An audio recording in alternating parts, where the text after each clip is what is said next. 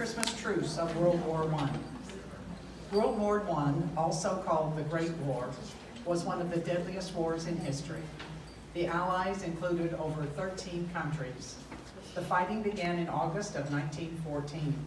It started with the invasion of a German colony called Land in West Africa. For most of World War I, Allied and German forces were at a stalemate in trench warfare all along the Western Front, with the exception of Christmas, 1914. Many of the soldiers in these trenches fought within 30 yards of their enemies. The area between them was called no man's land. The Christmas season arrived and heavy fighting. Imagine the amazement of the British troops lying in cold trenches on the front line when they heard in the distance a chorus of German soldiers singing "Stille Nacht," Silent Night. Each side had already received their Christmas gifts from home. The Allied forces received packages that included chocolates, tobacco, and notes from home.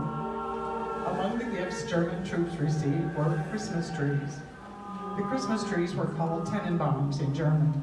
Small candles lit were included, to light were included. German soldiers lit the candles on Christmas Eve. They set some of their trees upon the ledges of their trenches and began singing. British troops recognized the tune and soon joined in.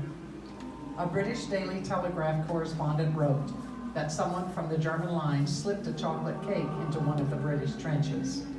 Even more amazing, included with the cake was a message that read, "You no fight, we no fight." Both sides wanted to celebrate Christmas, and so it was agreed. Small acts of trust began with holiday greetings shouted back and forth, up and down the trenches. As the sun rose on Christmas morning, Christmas rations were tossed back and forth across enemy lines. Christmas gifts were also shared. Songs were sung, and we are told that one German soldier even put a juggling act together in the center of no man's land. One group even played a game of soccer on Christmas Day. The informal celebration by the soldiers was a direct contradiction of orders.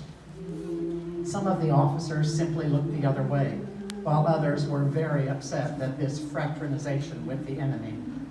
A German soldier recorded in his diary, "Thus Christmas, the celebration of love, managed to bring mortal enemies together as friends, just for a time."